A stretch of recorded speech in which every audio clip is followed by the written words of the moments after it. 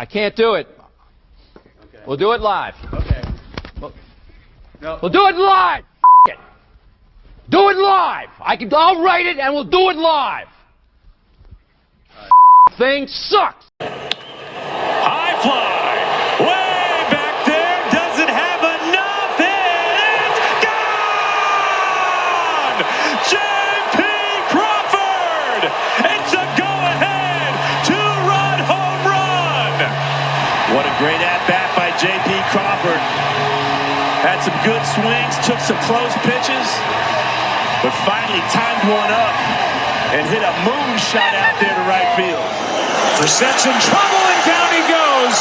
That's for Dante Fowler. They're expecting him to come hard down the line with the play fake, and Jacoby Brissett able to come out on the edge, but Fowler just plays it perfectly. He does his job, stays upfield. Welcome in. It's another edition of the Daily Puck Drop. It is Tuesday, May 5th. Welcome in, kiddos, to one and all. We got a great Tuesday show for you planned. We'll touch in on the M's. The J.P. Crawford discourse. Seahawks got a new edge rusher. We'll get to that. Of course, it's a Tuesday. That's the bald-faced truth with John Canzano coming up momentarily. Brad Adam, Mariners TV. Hey, what the puck on this day. All of it covered on Tuesday's edition of the Daily Puck Drop. Of course, broadcasting from the Limback Lumber Studios. Contractors, they offer free deliveries, everything from whole house packages to homeowner DIY projects, the largest stock moldings in the Northwest. Old school service because they've been doing it since 1930. Give Limback Lumber a call, 206-782-3487. Visit them at limbacklumber.com. Visit me on social media. As we always say with social media, a place for open dialogue where you can make friends and where you can agree to disagree. Puck Sports everywhere except for TikTok, which is puck_sports. And go to pucksports.com. There you can become a member and get full access to everything we do. Become a member of the Pucks Posse for just $5 a month. Any issues with that? Send me an email, puck@pucksports.com. All right, Mariners win yesterday. Thank God they needed that after just that crap-tastic series that was there against the Kansas City Royals. They take game one there against the Atlanta Braves. There with the offense coming through in the sixth inning. Luke Raley with the 3-run shot. J.P. Crawford, of course, with the 2-run home run, which gave them the eventual victory yesterday on Monday night against the Atlanta Braves. And speaking of J.P. Crawford, it was one of the best at-bats of this season because of everything that was on the line during that game. And we'll get into it with Brad Adam a little bit later on the show, but the discourse surrounding J.P. Crawford, and I get it. I'm not going to sit here and debate and try to convince you that he has not lost a step in the field. He clearly has. I don't need any advanced metrics to tell me what the outs above average and the defensive runs saved and everything that everyone just, puts their nose in for Fangraphs. I get it. I know where he's ranked. I can watch him play and see, has he lost a step? Yeah. I mean, of course he has. He's in his mid-30s right now. Does he throw a little high at times to Josh Taylor? Yeah. Is he those things are true. Is he your best option at shortstop right now? Yes, and there is no debate about that. There's zero. And for anyone that wants to bring up Colt Emerson right now, listen, I love Colt Emerson. I can't wait till Colt Emerson comes up here. And Colt Emerson is going to be the future of this organization. It's going to happen. You know who else would want him up here immediately if they could, if he was hitting in Tacoma? The Mariners. The Mariners would have brought him up by now. They're not idiots. I know sometimes we all think they are, but they're not. And if he could have come up here right now and helped this team, they would. Do you think they would prefer the third base options they have right now, knowing that Colt Emerson could come up here right now, this instant, and be probably the best infielder that they have? Of course they would do it. They want to win games at the end of the day. They don't want to lose. But you cannot have the at-bats that he's having down there in Tacoma and striking out at the rate he's striking out down there and bring him up here and throw him to the Wolves. You can't do it. And I just think sometimes people just think, oh, he's this high, praised prospect and he will just be great immediately. He's 20 years old. Like, he's got to show something down there before they bring him up. And then because you bring him up, you could absolutely just swamp this kid. And it's not necessary right now. It just isn't. Not for a team that has aspirations. I've heard this dialogue. If you have aspirations of being a championship team, you got to replace him. JP, replace him with who? Who are you going to replace him with? Because it's not going to be Colt Emerson on a championship caliber team. It's not going to be right now. And again, for the crowd that is angry with him every single night, because you are out there, every single night you are upset with JP Crawford. If he makes a bad play in the field, it is all over social media. If he makes a good play in the field, there's nothing. If he hits a 2-run home run last night, there's nothing. It's only when he does something bad in the field, which you guys all come out. And I'm not going to sit here and tell you that some of the points that people bring up aren't valid. Yeah, it's just you can see that he's lost a step defensively. But the options right now, you don't have any options right now. So you got to ride on the JP horse right now for the rest of the year until at some point, if Emerson comes up, I don't know when, he will answer that himself by how he does offensively. And when he does come up, he's not going to play shortstop right away. He's going to play third because Donovan's going to go back to a utility role. That's what the path is. And then next year, Colt Emerson will be your starting shortstop. I find it, every organization, it feels like every team, every fan base has one particular person they put in the crosshairs maybe when the team isn't playing well. And right now that feels like the person that's being put in the crosshairs is JP Crawford. Again, it is I think the criticism, the concerns of him are valid. I think the vitriol surrounding JP Crawford is weird. I just find it weird. The Seahawks got a new edge rusher. Dante Fowler, 1-year deal, $5 million, 3 sacks last season. 10.5 sacks a couple of years ago with Washington. He enters his 12th season in the NFL. Now, this paid off dividends when they did this with DeMarcus Lawrence. We'll see if they can strike again with Dante Fowler. Good pickup, though. I mean, it's something that they didn't address in the draft. Now they addressed it with a veteran defensive end. And so a nice move there to acquire Dante Fowler. It is a Tuesday. That means we get a visit with John Canzano, of course, of johncanzano.com. If you're not a subscriber to that website, go do so today. Terrific writing, terrific insight, and it's all over the place. College football to life to the Boston Marathon, feel-good stories, stories that make you cry and laugh. Just everything's covered at johncanzano.com. Also, the John Canzano Bald-Faced Truth YouTube page there as well, where you can check out all of his podcasts there and Apple and Spotify. His weekly appearance brought to you by the good friends at Flat Stick Pub. If it's fun you desire, it's fun you're going to get at Flat Stick Pub. It doesn't matter what the occasion is, whether it's date night, guys night, ladies night, or large group event, Flat Stick Pub's got you covered. They have 6 great locations across the Pacific Northwest, from Pioneer Square to Kirkland, South Lake Union, Spokane, Bellingham, and Redmond. All locations offer the best pub experience in Washington. 2 rules at Flat Stick Pub: drink local and have fun. Pretty simple. So if you like to have fun, love local beer, and great tasting food, make Flat Stick Pub your next spot. Visit them at flatstickpub.com. Thanks to Andy Largent and the crew over there at Flat Stick Pub for bringing you John Canzano every single week with us. Johnny Cans, how are you, sir? I'm doing well, man. How are you? I appreciate everything you do here, man. You are the hardest working man in showbiz. Come on, more. Let's hear it. Let me tell you, everywhere I go, I'm not making this up. I go places and I have people come up to me and say, "Hey, I saw you on Puck's show." You know, I like you, but in part I come on your show because I feel like I can reach some people I wouldn't normally reach. This is good. Oh, stop it. We like you. We love you here. Thank you. I say this all the time. You have this ability to write in a bunch of different things, right? And cover different stories. And you can go from, I don't give two cents about the Boston Marathon. Right. But I read your work and I'm captivated by the Boston Marathon. And you have this great ability to write and make me think and make others think about different things, not just, what's happening in college football. And listen, I'm going to ask you college football questions because we got news on it. And the NBA and the NFL and Major League Baseball and everything. Well, but this you captured me on what you wrote about your daughter in youth sports. And if people haven't read it, go to johncanzano.com, because the premise of it was, are we doing our kids a disservice? Are we putting too much on their plate? Right. As we parents? Doing enough to make sure they don't do too much? That's kind of where I was at. Literally, right before you brought me on, I always do this. I have like a cup of coffee or something here because I want. And it's got my daughter made this for me when she was like, like 3 or 4. You get it. And so I'm going out. She's 9 now. Okay. She's 9. And I'm going out on Saturday. She had CYO track.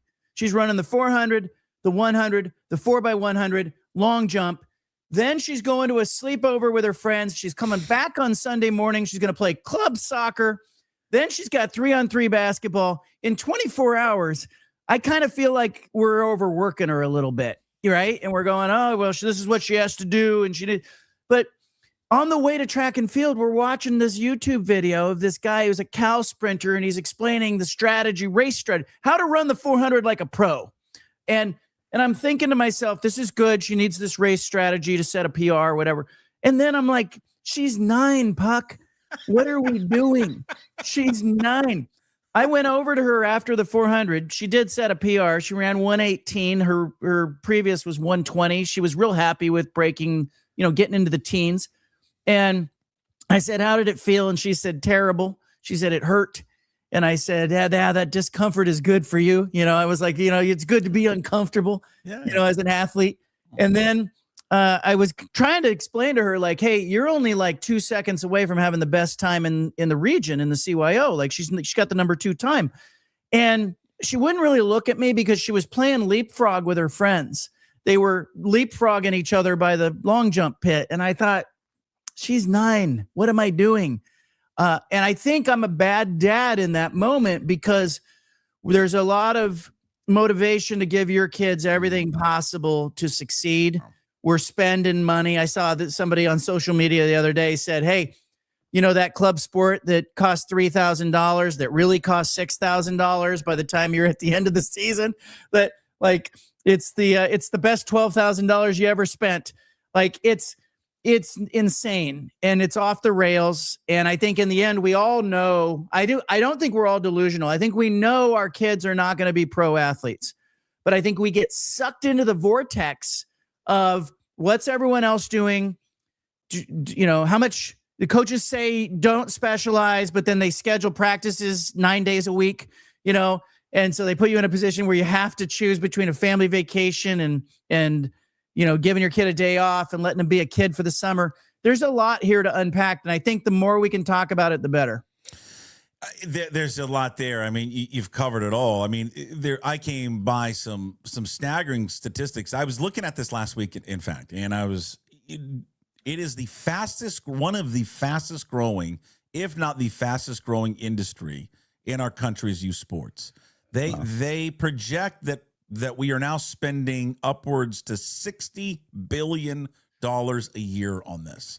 In families, you mentioned, I think 3,000. I think that was way low. I'm like, it's more than 3,000. That's what they tell you at the beginning of the year. Yeah, the cost is $2,800, and then you go, okay, all right, we'll do this. She's 9. It is because I think parents, you're right. I think parents get caught, and I would even put myself in that category. You get caught in this. Are you falling behind?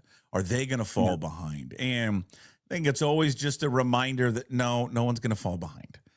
You think they are, but they're not. And they're going to go at their own pace. They may not be great at whatever they're doing right now, but got a lot changes between the ages of 9 and 12, and then 12 to 15 or 13 to 16. And all of a sudden, the girl or boy that is dominant at 9 and 10, all of a sudden is not at 14. But the kid that wasn't at 14 and 15 is now. So I think it's a lot. It is a crazy industry. I think there's a lot of good with all of that's going on right now, but I think there's a lot of bad. I mean, we've seen it this week. I mean, we've got new videos that have come out this week. I think they've happened unless they're resurfacing from old videos, but 2 incidents involving baseball at the youth level, 14U and 11U. One taking place in Oklahoma and Mississippi. And, where you've got coaches fighting with umpires. Yeah. I mean, fist fights on the field. Bad. It's bad stuff. So there's just a lot with it. But to circle back to your original, no, I don't. I think what your daughter is doing, as long as she wants to do it, it sounds like she does want to do it. If she doesn't, and maybe she can't at this age express to you yet that she doesn't want to do it, because I think kids are maybe fearful sometimes of their parents. But I think as parents, we can kind of know if their kid is in or not. Well, I have, I'm probably the oldest dad with a 9-year-old who's out there running track and playing whatever. She's my youngest. I have a 23-year-old, an 11-year-old, and a 9-year-old. And so I look back at what I learned in club sports with the 23-year-old, and really for her, it was when she was 13, she was playing club volleyball. She's 5'7". She was a middle blocker. Mm-hmm. I was under no illusion that she was going to be on the Olympic team, right? And I was like looking around going, who's the shortest outside hitter in Division I volleyball at that time? And I found an outside hitter at the University of Hawaii who had like a 36-inch vertical. Yeah. And I was like, that is the shortest person playing around the net, 5'9". And she was jumping out of the gym. And I said, okay, so you're not going to be a D1 volleyball player. You're in this to be healthy. You're in this to get discipline, make good friendships. You get better grades. You have fewer behavioral problems. There's a lot of benefits to sports. But when she was 13, she wanted to make one of the top teams in her club. It was very important to her. So she did the offensive camps, the defensive camps. She got private lessons with a coach twice a week until 10 o'clock at night. She was going to 4-day camps, 3-day camps. She lost an entire summer trying to make that team. And she did. She made the team. She came out of the gym. She was really proud of herself. Phenomenal shape. Her coach came out and high-fived her and said, you did that. That was great. Was really proud of her in that moment. But I look back now, 10 years later, and I go, she lost a summer when she was 13. She didn't get to go on vacation. She didn't go to the coast. Like maybe we should have taken a few of those camps off. And so I'm trying to remember that now that with this 9-year-old who's playing 3 sports in 24 hours, I'm trying to remember like, hey, let her be a kid, because in the end, there's a balance there that we all have to adhere to, and let's not get sucked up into her splits on the 400. I think it's hard for parents nowadays because of, and it's funny because I always hear, hey, don't let your kids, specialize in one particular sport. And I got two kind of thoughts on that. One would be, I personally, and I guess in my bubble, don't really see that. I don't see a kid just doing one thing all the time. I see a lot of kids playing 3 different sports, but almost playing those 3 different sports almost all year long. Yeah. Which is weird. You know what I mean? But I see a lot of kids playing different sports all the time. On the flip side of it is, I always do think this, though, about the kid that may specialize in just one sport. If that boy or girl loves that sport, then who cares? Like, it's their thing. Like, let them do it. Like, I think of Jamal Crawford. I think Jamal Crawford, I may be inaccurate on this one, and so I'll retract it. But I think all he did was play basketball. That's it. Like, all the time, every single day, because that's what he loved to do. All right, well, that's fine as long as he likes it. I mean, that no one is pressuring him to do it, or pressuring your son or daughter to do it. Well, the problem, I think, comes with coaches. I have yet to find a coach who says you have to specialize. But is the messaging congruent with the practice times and the demands that you're putting on the kids? Because what I do see is I see soccer coaches who say, hey, I'm okay with you playing other sports, but if you miss a practice, you're not going to play on Saturday. Or, hey, you can play other sports, but we're going to practice 4 days this week. And, where is the time in their schedule to go do other things? And so, I have talked to so many pro athletes, you have as well, and coaches who all say play other things. And Ndamukong Suh, defensive tackle in the NFL, he played soccer. I went out to the single A baseball team here in the Portland area, the Hillsboro Hops, last year, and I looked at their roster, and I went down their roster. Every single player on that roster played multiple sports in high school. Like they weren't just a baseball player. And so I do think the break from your sport is good.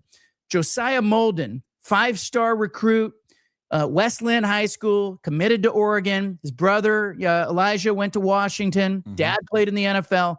I'm good friends with Alex. We get coffee once a month. He has a rule in his family. He requires his kids to play 2 sports through their sophomore year of high school. And I said, Josiah is a football player. He's going to play major college football. Why play basketball? He sits on the bench. And Alex says it's an opportunity for him to have a different role on that team than he has on the football team. He gets to know what it's like to sit on the bench and be a good teammate and not be the star player. I think that's golden. I think it's great advice. I do. I mean, I guess I see it more where I'm at. I see like the kids that I know that are in high school or middle school right now, they do all play a bunch of different sports. Yeah. I just think there's so much, but it's different now because these sports that they're all playing now, they're not at the Parks and Rec anymore. No, they're not at the Boys and Girls. These are now, you're paying for it. Yeah. Where, I mean, I guess you would pay a little bit of Park and Recs, but it's like nothing. It's gone. That's different. Yeah. But I do see the kids don't organize themselves anymore. I mean, the adults have taken it over. And by the way, it's pro sports. You talked about the billions that's in it. People are getting paid. Here's the other thing. There's a bottleneck. 70% of kids who play youth sports stop playing after the age of 13. Think about why that is. And people will say, well, it's because it gets more serious or what. I actually think there's a burnout. I think there's an overuse injury epidemic going on. Talk to your local orthopedic. They're seeing more kids than ever. These practices didn't have kids lined up in the waiting room 20 years ago. Now you go into any orthopedic office after 3:00 and it's a bunch of kids in there with overuse injuries. So you, as a parent, we do have a responsibility here, Puck, to say, hey, maybe gear it down. And I told my daughter this week, I said, basketball, track, soccer. I said, I want you to miss a practice this week. I told her that after Sunday. I said, pick one, miss a practice. So she's not going to a soccer practice this week. And I'm sure, that may impact her with her coach, but I think it's good for her to take a break. I'm gonna take an unfair shot at that sport. I feel that sport in particular is the biggest problem. Yeah, it's year round because there is no break. No. At least in our baseball season, there's a break. Now it's 3.5 months, but there is something. Some plays football. They just play during the football season. Yeah, and you can't really. I mean, I guess it could be. Well, soccer they go. Soccer to me, it is nonstop. Summer to fall and camps and tryouts and the season's not even over yet and they're trying out again. It's and look, my kids, she's a good player for age 9 because she's fast and she's got a little bit of skill. And then I have the club coaches go, well, we want her to play up, and I let her do it for one game and she looked a little lost out there. And I thought, gosh, am I terrible? Like, maybe she just needs to go play with her friends. Like this is not good. I just think it's good. I think we should ask ourselves, if you're on your way to a youth sports event with your kid, you should, in your mind, be going, what am I doing here that would qualify me as a bad parent? And if you're arguing with the officials or you're fighting the umpire or you're pushing your kid, to throw 120 pitches in a game or play on 2 different teams, you may be a bad parent. So just ask yourself that. I do it all the time. All right. Some Pac-12 news. What did you make of this new streaming partnership, CW with ESPN? So everything, as I understand it, everything that you were getting on the CW, on the network, the streaming, now if you have that ESPN Unlimited plan, which I'm sure many people do, that will all be there now. Yes. It just means if you already subscribe to ESPN, let's say you stream ESPN, you get it as on your TV, whatever, there's going to be a little tile there within ESPN that gives you all the CW content. And so, look, the CW is fairly new to live sports programming when you think about sort of their evolution. Bob Thompson, the former president of Fox Sports Networks, told me, he said, this is huge. He said, this is huge for the Pac-12 schools that wanted the validation of ESPN, that want the glow of ESPN. This is just like being on ESPN without being on ESPN because it's just going to be more accessible. This is a win for the Mountain West, too, because the Mountain West has 13 football games. Pac-12 has 13 football games, both on the CW. Pac-12's got additional men's basketball games on the CW. Big win, widely available. There's a little confusion out there. People are going, do I have to pay extra? I'm told if you get ESPN as part of your regular package on the TV in your living room, you're going to get the CW games. Keep in mind, the CW is already available over the air anyway. So the real application of this came there's two examples. One was last year, Oregon State was kicking off against Fresno State, And Baylor was in this triple overtime game that had aired earlier on the CW that bled over. Well, the first quarter of Oregon State, Fresno State, they had nowhere to put that game because they were finishing the early game that was in double overtime, triple overtime, as I think it went. And so the Pac-12 scrambled around and put the end or the start of the Oregon State Fresno State game on their YouTube channel. And people, Oregon State fans were like, where is the game? It's on YouTube. Nobody told us. It was streaming on YouTube. Right now, this will give the CW the opportunity here to go, hey, guess what? You can now jump over to ESPN and grab the live stream of the game. Right. So you could watch it just through ESPN. It'll pick it up right from the kickoff. So there's an overflow issue that is solved there for an entity that was, Bob Thompson said CW was kind of on an island.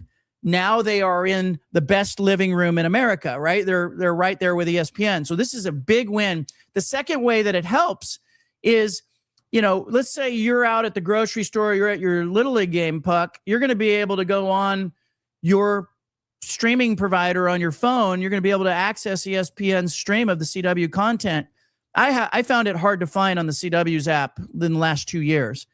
But so those two things get solved. Oregon State women's basketball coach Scott Ruick over the moon about this because there's about 10 women's basketball games plus some conference tournament games that are on the CW. He wanted to be with ESPN. He says, I can sell ESPN to a women's basketball recruit like no other sport. He said, it speaks their love language. UConn's on ESPN. You have to be on ESPN. And he's now saying this is the greatest development of the last 2 weeks. He says this was huge. All right, hot off the presses at johncanzano.com. You spoke to everyone's favorite former athletic director at Washington State, Pat Chun. What did Mr. Chun have to say about the future of college athletics? Where are we headed, you think, in the next couple of years? Well, it's interesting because he's one of these people who's out there. He's very outspoken about there's a problem here. This is not sustainable. This is not sustainable. And that's interesting to hear from somebody in the Big Ten Conference, right? You normally hear the not sustainable stuff from the group of 6 conferences and others. But here's a guy who's in the room with the haves saying, this is not good. Like, we can't do this forever. So Chun, ironically, he's in Columbus, Ohio today. His oldest daughter, Vanna, goes to Ohio State. His mom lives near Ohio State in Columbus. And Chun was getting his daughter packed up to bring her back to Seattle for the summer and visiting his mom. And, we got to talking about Jed Fish and, obviously the spring game at Washington. He said, the size of the offensive line is great. And Jed, trending in the right direction, said all the right things. Lot to celebrate at Washington. They've got a men's soccer team that just won a national title. The women's soccer team had a nice run. But football and basketball is what pays the bills. And Jed Fish is 15-11 in 2 years. A great year last year, encouraging year with 9 wins, but they need to build on that. And then in basketball, they're 16-17. They're 12th place. It's not enough. You have to do better in those 2 sports. But Chun is saying essentially that they need congressional intervention. They need lawmakers to intervene. And they've got this path that if they get the interventions, college sports veers to the right. If they don't get the intervention, they've got a second path that veers left. And so they're all kind of waiting to see, will they get some relief? Will they get some guidance? Or are you out there on your own in major college athletics, basically trying to, trying to hold back the tide of this new era? Yeah. Well, it's a wild, wild west. And I don't, hopefully at some point we get resolution to whatever it's going to be, but I don't know. It just doesn't feel like we ever will. It's just going to keep going and spiraling out of control. But here's the thing is like, I can be upset with it. You can and others, but I mean the numbers and TV views and people are into it. Be careful with that though. Be careful with the TV views. Everyone's talking about viewership. Okay. The Kentucky Derby, most watched Kentucky Derby ever. Sure. You have to remember in this era of streaming, they are measuring viewership differently than they ever have before. Okay. There are more viewers available. There are more households available. I think we need to wait. I get why they're doing that because they want sponsors and advertisers to be like, oh, we can reach more people than ever. This is healthier than ever. There's some truth in it. They're getting into more households than ever, but it doesn't necessarily mean it's healthier. I just think it's more accessible. So we got to be careful with that. Okay. All right. What else do you got coming up? JohnCanzano.com. What can we find on the Bald Face Truth YouTube page? Yeah. Well, look, Facebook, no one's on Facebook anymore. I think, you're on MySpace too. But look, widely available on MySpace. Yeah. Look, the Pac-12's got some big decisions coming. July 1's an important day for the Pac-12 because, if you're going to add an all sports member, you probably for 27, you're going to do it before July 1 of 26. So keep an eye on that. There's also going to be a rollout. I'm told the Pac-12 may not do a traditional media day for football. They might do something else. It could be a celebration of the launch of the conference that happens in Vegas. It could be Puck Sports going on the road to Sin City. It could be, there's something afoot there with the Pac-12. And they also have to announce where are they going to hold their conference championship games in basketball. We know it's going to be Vegas, but what venues? I'm told that's the next thing on the to-do list for the Pac-12. So keep an eye on that in the next few days or so. But I'll be all over the Pac-12 stuff as always. Okay, JohnCanzano.com, Bald-Faced Truth there on YouTube. Thank you, John. All right. If it's fun you desire, it's fun you're going to get at Flat Stick Pub. It doesn't matter what the occasion is, whether it's date night, guys night, ladies night, or large group event, Flat Stick Pub's got you covered. They have 6 great locations across the Pacific Northwest, from Pioneer Square to Kirkland, South Lake Union, Spokane, Bellingham, and Redmond. All locations offer the best pub experience in Washington. 2 rules at Flat Stick Pub: drink local and have fun. Pretty simple. So if you like to have fun, love local beer, and great tasting food, make Flat Stick Pub your next spot. Visit them at flatstickpub.com. Hi, I'm Bo with All Aces Concrete Coatings. Garages are my favorite part of the house. I chose to partner with Pentech because they give me the proper tools and support to do my job right. My favorite part of doing the garages and any flake system is the transformation that happens in one day. You want excellence in dining? Visit John Howie's Steak, an experienced premier Northwest dining. Prime custom aged steaks, award-winning wine, unmatched level of service. You won't be disappointed. Make your next reservation today at johnhowiesteak.com. Brad Adam, Mariners TV, is with us for his weekly visit, all brought to you by John Howie Steak. You want a premier steak and dining experience? Go visit the fine folks over there at John Howie Steak. Experience the Northwest premier dining experience. They deliver an unmatched level of service and attention to detail. Plus, you can visit his other great restaurants around the area: Sea Star Restaurant and Raw Bar, Beardsley Public House, Whiskey by John Howie, Wildwood Spirits Company. Also, you have the John Howie Catering and the John Howie Club. It's fast and free. You can join today. Great deals like 10% back on every check, $75 bonuses on birthdays, VIP offerings, and early tastings. All right.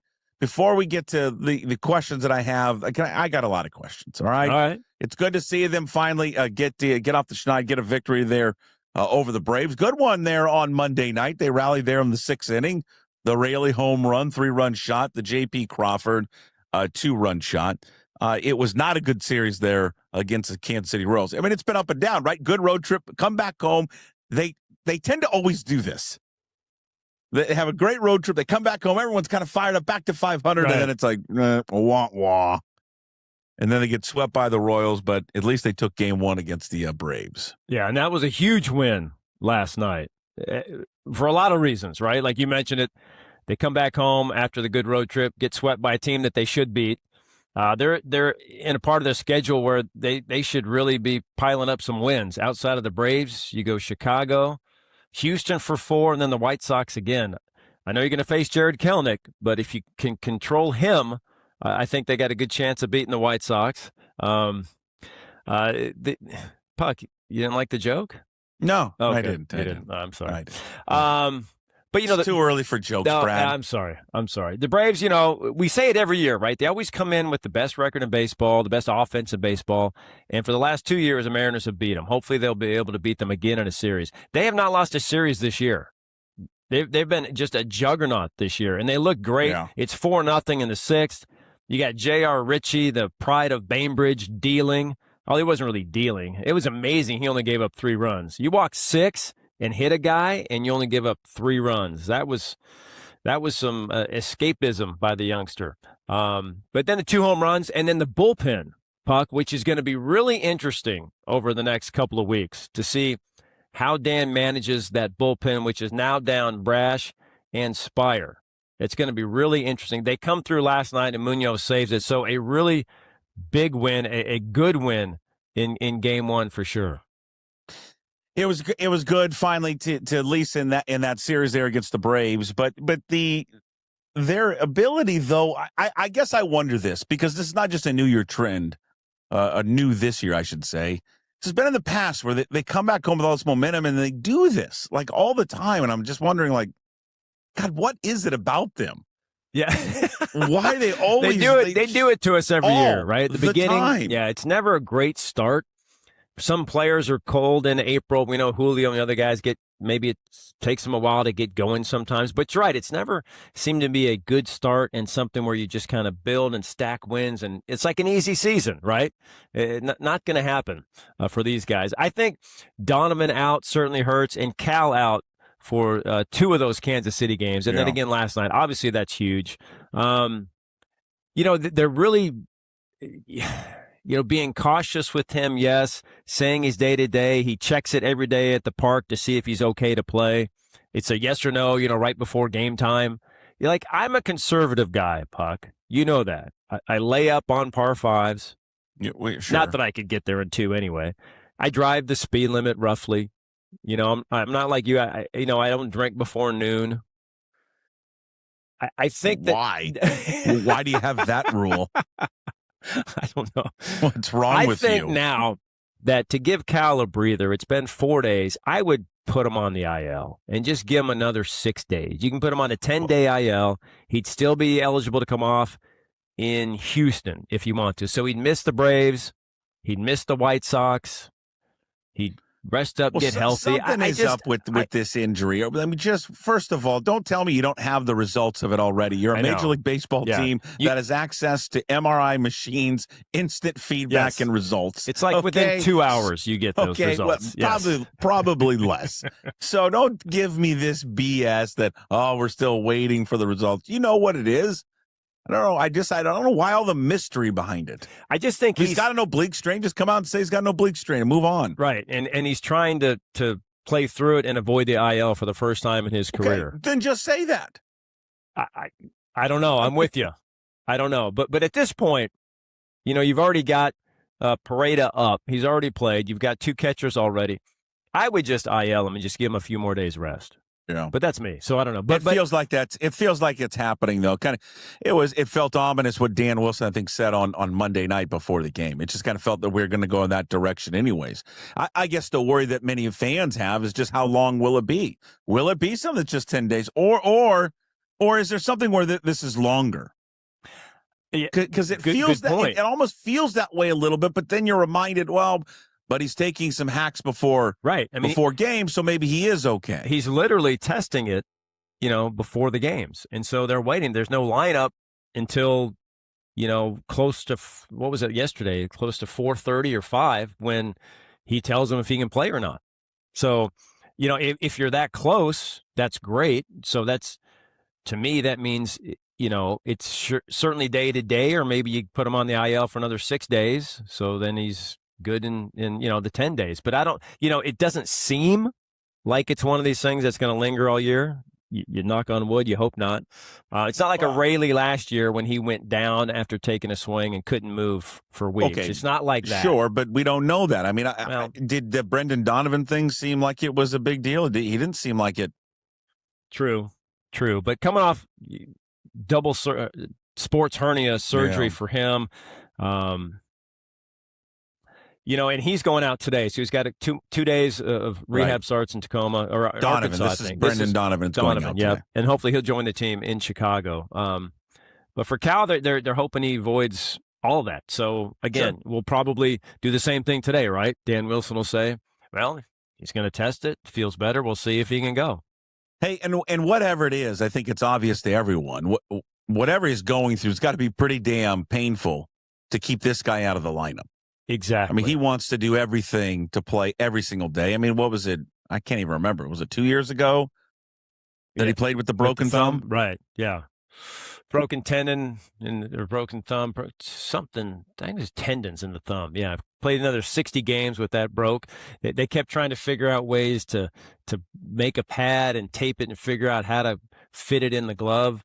It was just amazing what he can play through. And you see him get hit all the time, nicked. He never comes out. Like I said, he's never been on the IL. He's just amazing. So, yeah, I would like to think that, this is just cautious few days, and then we continue on. But like I said, give him some rest. Sure, it's May. It's early May. Everybody needs a little rest. God, but these injuries are piling up. Yeah, Cal, the Speier was a little interesting. I forgot about Robles. I was just thinking the other day, like, what happened to Robles again? And then now he's, I think, getting closer to coming back. Yes, is Victor Robles, and now the latest here with Gabe Speier. It just seems damn like, the WBC. God, a lot of just adding up right now at the worst possible. I mean, maybe this is not the worst possible time, but boy, they've got a lot of injuries right now, and you going to be leaning on a few people, especially when they get these leverage spots in games in the bullpen. I mean, you're going to be leaning on 3 guys. That's it. Right, and then you've got 2 call-ups, one from AA, one from AAA, and a guy that the Braves released in Suarez, who pitched for the Angels. You might remember him from the Angels. Sure. But, yeah, those 3 guys are now in the pen, and Hoppy, another call-up from last week. So now it's like, man, you got 4 guys who you just don't know anything But you don't trust them. You trust 3 guys. You trust Pizarro, Ferreira, and then Munoz. That's it. If you're in a close game. Now, you can't use them all the time. That's the thing, right? So, I mean, how about some easy wins? It's okay to win a game 9-1. That would be good. We like the one-run games, though. We like the one-run games. 7-2. Well, then it leads to, there's just a bunch of different angles you can go with this, because I think you would be like most everyone.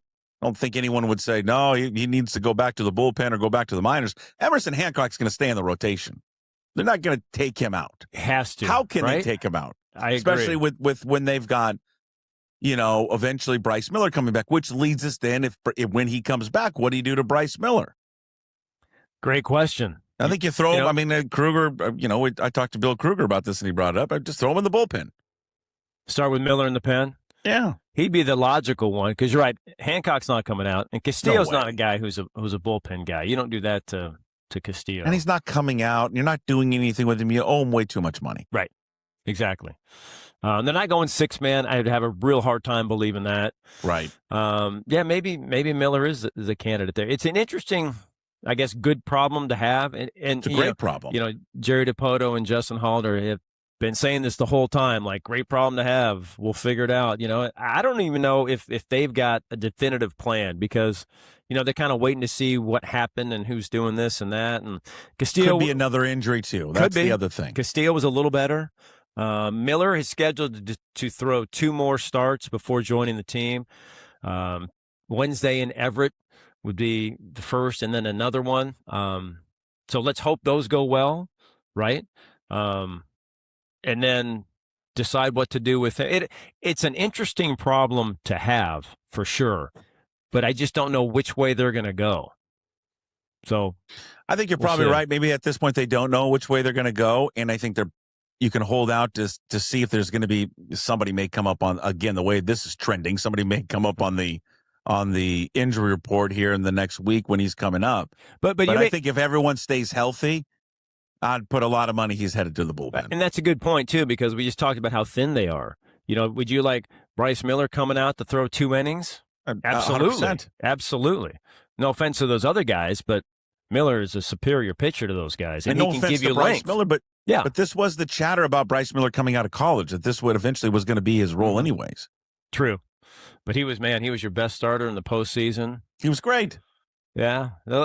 Again, good problem to have. But, yeah, especially with them down, I could see, Bryce in the pen for a couple innings. But, yeah, it'll be interesting. The bottom line is that you have a guy who has made an impact this year on the team. He spent the offseason getting better in Emerson Hancock. He has done everything you've asked of him, and you can't then turn around and go, well, sorry. Yeah. That's just that can't do it. But I know how you don't lose your spot because of injury. You do. And he's been their most consistent starter, and you're right. But maybe they say, hey, Hancock has experience coming out of the pen, did it last year.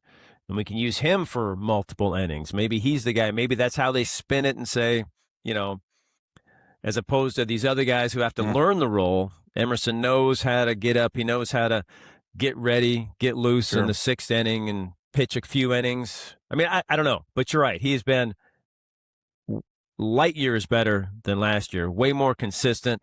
The swing and miss stuff is never seen that before with him. The strikeouts, I mean, he's been fantastic this year.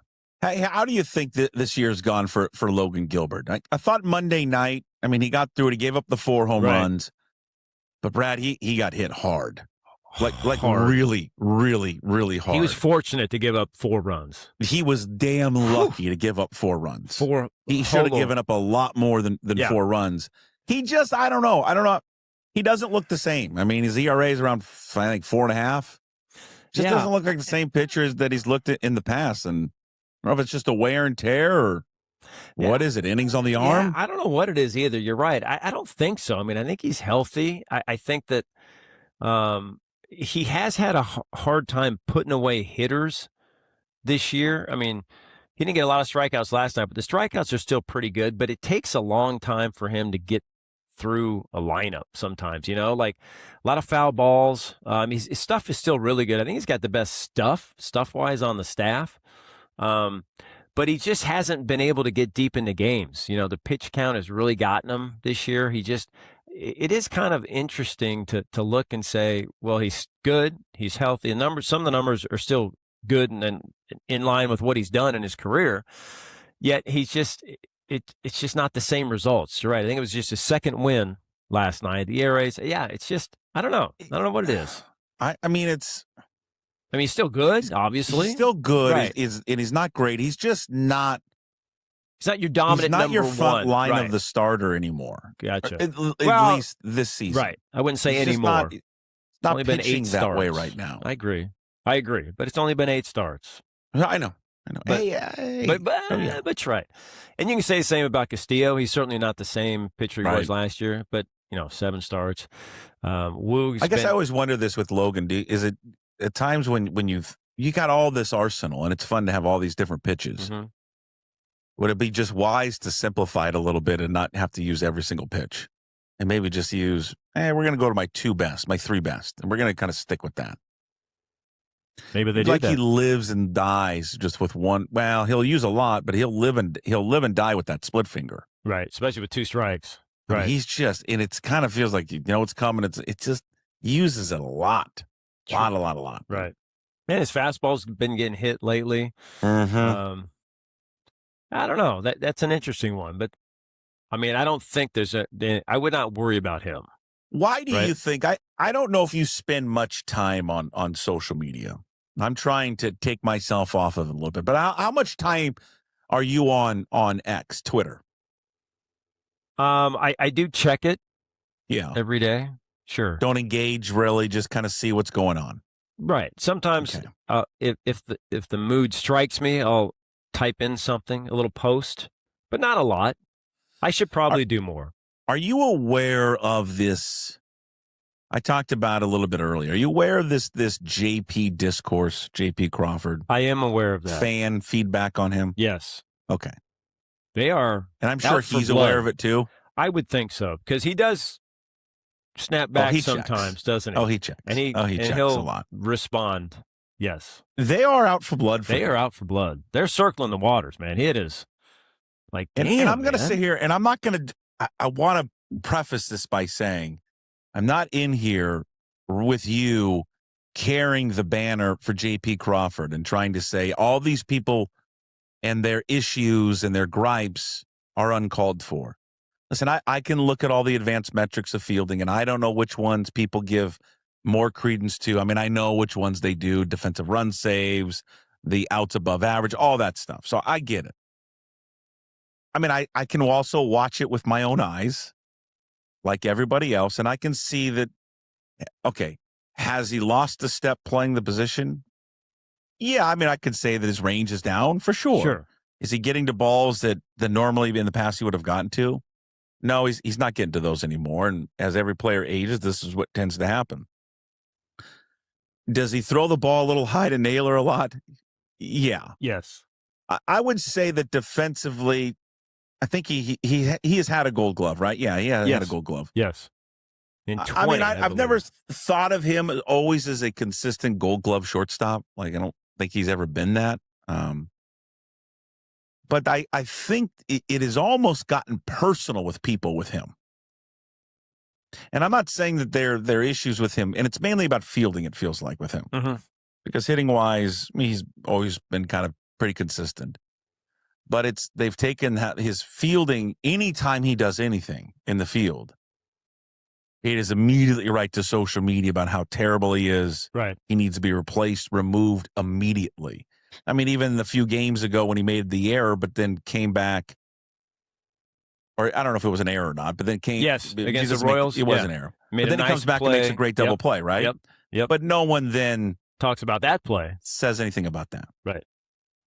So it's just an interesting kind of, I guess, case study with how the ire of a lot of people's frustrations maybe with the team are focusing on him, and he's getting the brunt of it. Yeah, that I don't know why fans have targeted him so much. I'm not sure either, because he's the longest tenured Mariner. You could argue that he's played more games at shortstop than anybody else in franchise history. You could argue he's the best shortstop in franchise history. I'm throwing out A-Rod. God, is he the longest tenured? Longest tenured. Wow, Shortstop and longest tenured player for the Mariners. He was there in 2019. So, sure, you're right. The points you make are all valid. Everybody slows down. JP doesn't have the range anymore. He still makes the plays, as I like to call it, in the box, the ones that you're supposed to make. You know, he's still good about that. Yeah, every once in a while he'll sail a throw. Keeping Naylor on his toes over there at first base. Naylor also is 5'6". He's a little taller than that. I mean, I think it coincides with, you know, you've got this Mariners minors account that every night has a play where Colt Emerson is going into the hole to the right side, back picking it, jumping off his foot and throwing a guy out. And people are like, why is he not here? Because he is not ready to be here. Okay. Offensively. Defensively, I will say that you're right. I think that he is ready defensively. And I think when he comes up, the thought has always been that he's going to play third and Brendan Donovan's going to go back to his utility role. He absolutely is going to be a shortstop, though, in the big leagues. Yeah. Colt certainly got the range arm, everything. He's going to be a shortstop. He's just not ready now. And I would question those people. And I heard somebody talk about it yesterday, I think on the radio. Radio exists? I think so. I was never heard of it. Before I get to my CD, I go through the radio. You know, I'm surprised CD people disc. Still listen to the radio. I thought it was dead. I agree with you. Yeah. Somebody was saying, JP is a liability. Colt's not ready, so they have to go out and find someone. Go out and get a shortstop. I'm like, they're not going to go out and get a shortstop. I mean, I would be shocked if they did who are that. Who are they going to get? I don't get right. What are you going to do right now? Go get a shortstop on May 5th is like, yeah, we've had enough. Here's our starting shortstop. Yeah. Take our starting shortstop for whatever. I mean, that's come on, that's silly talk. I agree with you. It's radio talk. There we go. It's May 4th, 5th, whatever. Hey, happy Cinco de Mayo, by the way. God, I love Cinco de Mayo. Hey, it's amateur hour. Don't go out tonight, people. Yeah, true. Come to the game. Boys, Taco Tuesday and Cinco de Mayo. What a you guys, combination. Are there specials at the ballpark? There better go be. to Edgar's Cantina. There has to be. You have to be. El Riconcito out there, they'll hook you up. But yeah, so, I mean, where are your options? What are you going to do? You're not going to move Leo Ribas to short every day. Colt's not ready. What are you going to do? I mean, he's still your best shortstop in the organization. You're not going to go out and get someone, I don't think. He still gives you a really good at-bat. You know, outside of the homer. Great Monday night was two walks. When he got the two-run home run was one of the great at-bats of the season. Yeah, worked it back to full count. And still a leader in the clubhouse there. It's it happens to everybody, right? Father Time's undefeated. So sure, he may have lost a step, but he's still the guy that everybody trusts there and to make the plays in the box. And it is funny how he seems to get the brunt of everything, right? When things go wrong, it's JP, this, that.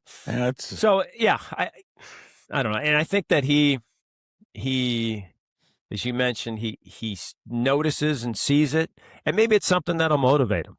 I think he wants to prove these people wrong. It's his last year of his contract. It's kind of a interesting situation with them giving Colt the contract, and it's like everybody knows, Colt's here next year. So it's interesting. And then plus he was down there in Tacoma when Colt got the deal, on a rehab assignment. So that was kind of awkward, but it's never been awkward for him. He's happy for Colt. He's happy for all of his teammates. So a good guy, good leader, good teammate. And you just keep rolling with him. Yeah.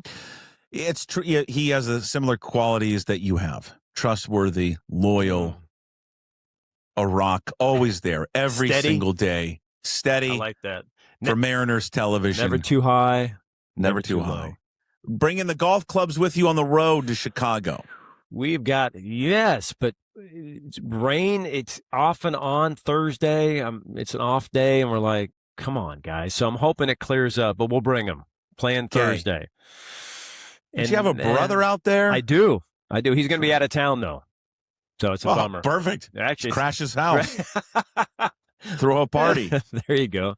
So we have that, and then 4 in Houston. Do we have a place in Houston where we play and tee it up? Last time, you would appreciate this. We got on at the Muni there, which has hosted PGA events, Memorial Park, and just hosted the LPGA. I think the major. Park Muni? Yeah. Yeah. And they just hosted the LPGA major. Really? It's fantastic. Can't get on, right? But luckily through the Astros Clubby, we got on last year. And fantastic. Great course. Fantastic. For Muni. I mean, people line up, one of these things like not Pebble Beach, but Torrey Pines. How much is it? Is it cheap like in Muni or no? No. Or you're paying? You're paying. We're paying. Yeah. Paying. We got a little break, but it was still, I think it was like 100 for us, which I know, like, ooh. 2+. We're thinking 250 plus for the regulars. Right. And it's like you just can't get tee times. Sleep in the car type of thing, So awesome. All right, we'll be watching the rest of the homestand, and then of course when you guys go on the road, you and I reconvene next week. Thank you, Brad Adam. You bet, buddy. Welcome to Hive Social, the social network that brings your real-world proximity to life. Tired of endless scrolling and fake connections? Privacy is built into the heart of Hive with easy-to-set-up safety fences and visibility controls. Whether you're here to hang out, network, or meet someone new, create events, share photos and videos, and keep the conversation going with built-in chats for every connection and every moment. Download now and see what's happening around you. All right, Hive Social brings you on this day the Hive Social official Puck Sports social meetup app, downloaded iOS and Google Play. All right, on this day, May 5th. Well, one of the greatest baseball players of all time had a monumentous day on May 5th as Pete Rose collects his 3,000th hit. Rose leveling the bat. Rogers sights a sign from Carter. The 1-0 pitch. Swung on. Pete Rose with base hit number 3,000 in his major league career as he lines a single to left. His teammates out of the dugout. Davey Concepcion followed closely by pitcher Doug Capilla. First base coach Ron Plaza congratulating Rose, and now the other members of the Cincinnati Reds ball club going out to first base to shake Pete's hand. Dave Tomlin, Dale Murray, all of the Cincinnati Reds players congratulating Rose. And historic moment here at Riverfront Stadium as Pete Rose, in typical number 14 fashion, lined a single to left field. And now standing beside his old teammate and longtime friend Tony Perez as the cameramen fire away down at first base. What a great moment there in sports. Pete Rose collecting his 3,000th hit. May 5th, 1978, Riverfront Stadium there in Cincinnati. Of course, the single to left field, which he did many, many, many times. 13th player in Major League Baseball history at that point to reach 3,000 hits. He was the quickest player to ever reach that mark, doing it in his 16th Major League season. 37 years old, 37 years and 21 days old. He would retire as the all-time leader in hits, 4,256. His 4,000th hit occurred on the anniversary, April 13th, 1984, exactly 21 years after his first major league hit. All of this happening on this day, May 5th, 1978. On this day, brought to you by Hive Social, the official Puck Sports social meetup app. All right, we conclude the show, wrap it up with Hey, What the Puck, which is brought to you by Tersuli Construction. From emergency response to full-scale rebuilds and remodels, Tersuli Construction, a full-service contractor, handling your project from start to finish. Locally owned and operated out of Ballard, and proudly serving the Puget Sound region for over 15 years. If you're dealing with damage or planning what's next, call the team that does it all, Tersuli Construction, restoring what matters and building what's next. Give them a call, 206-793-3744, and visit them at tersuli.com.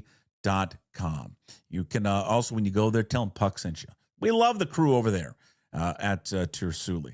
We need more of this in sports reporting, especially at press conferences. What took place this week in Toronto from the Toronto Sun columnist Steve Simmons, who is not happy, and many people in hockey are not happy about the hiring of this new GM. And I'm going to butcher his name, John Chaka.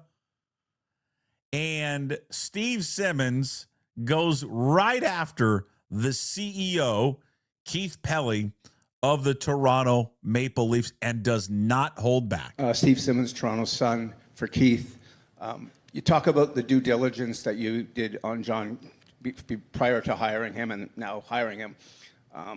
In the past, say, 3 to 4 days, I have been in contact with about 20 people who work in the National Hockey League, many of whom are prominent names that we would all know.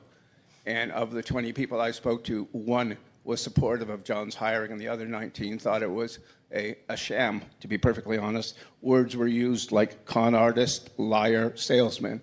How did you come to a different conclusion that I was able to come to in a very short time? I must have talked to different people. That's it? Because I'm telling you, the hockey world today is astounded by this announcement. Okay. And your response to that? Is we've conducted due diligence, and it was deep due diligence. It was a thorough process, and I'm quite happy with where we've landed. How about this Steve Simmons guy, Toronto Sun columnist? I don't know much about Steve other than just knowing he's a long-time a hockey columnist, reporter, been around the sport forever. And just, I mean, off the top rope, I've talked to 20 people. The guy is right there. I've talked to 20 people. That guy you just hired is terrible. And reading up on it, it appears it's true that he is terrible, that no one understands why they hired this guy, that he's been awful, backstabber, he's a con artist, all of this. But, I mean, Jesus, they're right in front of him. We need more of this at these press conferences. I want to see more of it. I mean, uncomfortable doesn't even describe what that was. Kudos to you, Steve Simmons. Well done, sir. Well done. That's Hey, What the Puck, brought to you by Tersuli Construction. Restoring what matters and building what's next. Give them a call, 206-793-3744. Visit them at tersuli.com. Big thanks, everybody, watching and listening to today's show. Thank you so much for always checking in. Appreciate it. Thank you to all our sponsors. As always, Limbeck Lumber, Flat Stick Pub, Georgetown Brewery, All Aces Concrete Coatings, Hive Social, and Tersuli Construction. Check out the Daily Punch up on YouTube. Please hit that subscribe button, hit that like button, leave a comment, get to as many as we can. Also find the Daily Punch up on your favorite podcast platforms, Apple and Spotify. Leave a comment. Please rate the show. That'd be great. Also visit us at pucksports.com. There you can sign up to become a member of the Pucks Posse. We give you bonus shows throughout the week. Stretch coming up later with the Sports Pit. Inside Pitch tomorrow, Ryan Divish. KJ Arntz on Thursday. And also check out the new Graz with Gas Take 5 podcast that came out on Monday. Of course, we now produce it here at Puck Sports. That's it for us here on a Tuesday. We'll talk to you tomorrow. As always, we promise to be better. No shirt, no shoes, no ties. Would anybody like to smoke some pot? Yeah. I went from one to the I was born to lick your face. I was born to rub you. But you were born to rub me first. What do you need my address for? We'd like to send out a mailer. Mother of mercy, I don't speak Japanese!